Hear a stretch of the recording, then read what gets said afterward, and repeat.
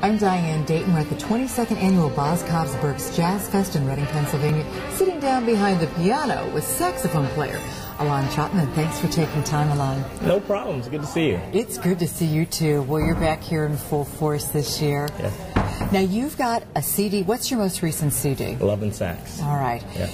Tell me a little bit about that one. It's been just about a year since I released it, and that's kind of like my second official contemporary jazz album, and it did really well for me. I had Cindy Bradley on there, I had Brian Simpson on there, and I had one song that did really well on radio. So I'm going to try to keep that momentum and try to get another one out before the end of this summer. So what are the thoughts with the new album that you're working on?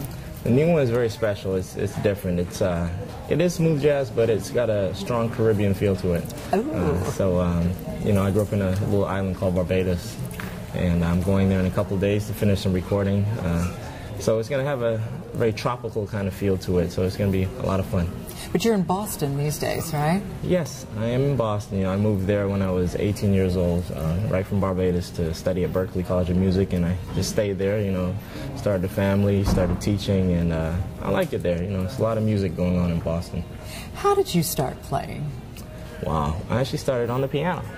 How appropriate. Yeah, I think most people do. You get forced to take piano or violin lessons, and I just started to take a liking for the sax, I actually passed through a couple other instruments before the sax. I played some brass instruments, like the French horn and the euphonium, and I think, eventually I realized in the middle school band that all the saxophone players were getting more of the attention.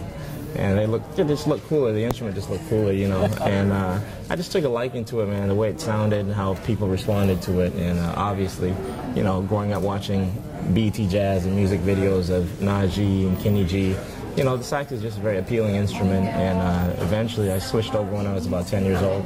Okay, so the cool factor is a part of it. Definitely. What is it about jazz?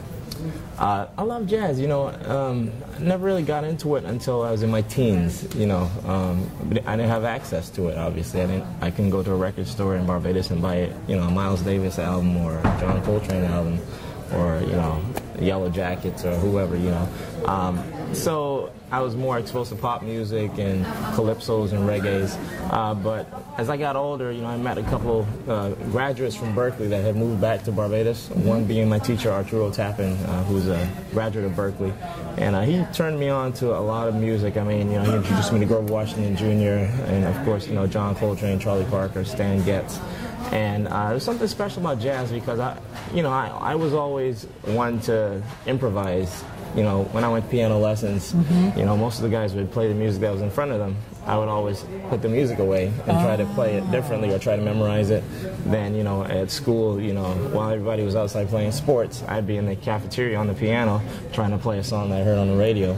So, I always knew that I had something special and something different in terms of a music gift, and I always wanted to develop and grow that gift. So jazz is a language and a way to express yourself.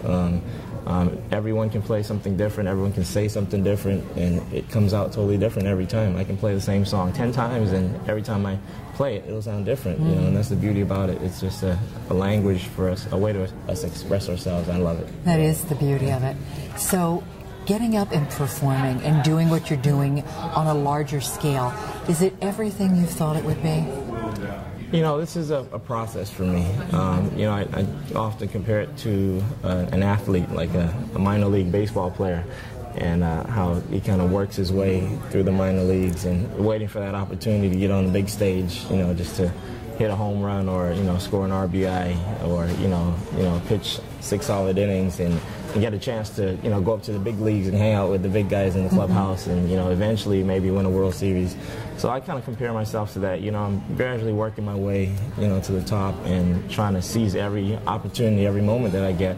And I've been very fortunate. The last time I saw you, I was here as an onlooker, and this year I get an opportunity to perform, with, legends. I call them legends, Peter White, Brian Simpson, Nicole Joe. These guys are veterans. You know, these guys are, you know, I wouldn't say they're about to retire, but they've definitely been in the major leagues for a long time.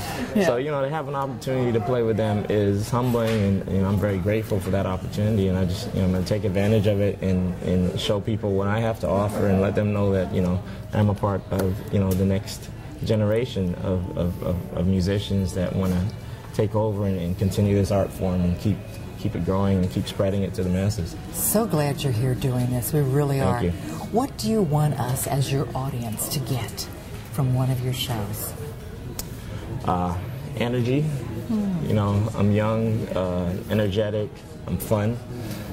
You know, music is special. This is something that, you know, not everyone has a job where you can make someone smile, you know, and they leave feeling good.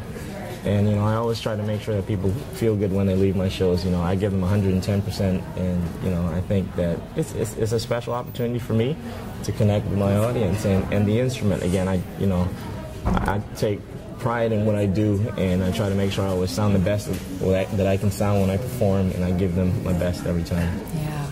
Well, we're so glad you're doing what you're doing. One final question. What's really important to you?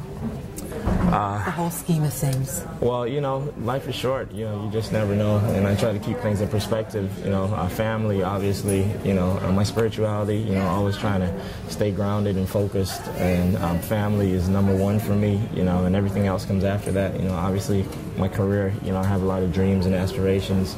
You know, hopefully one day win a Grammy Award or have a #1 hit single, or, you know, sell 1 million records. But all that stuff is, you know, is really not that important when you put it next to, you know, hey, you know, my mother-in-law might be sick, and, you know, we don't know what's going to happen with her. That's really more important at the end of the day. So, you know, I just try to balance things and keep everything in perspective. Yeah. Well, thank you for giving us some perspective on you. No problem. Yeah.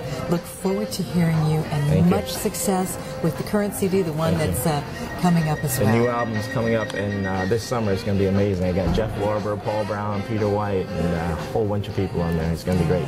Great. We'll check that out. Thank you so much. Thank you.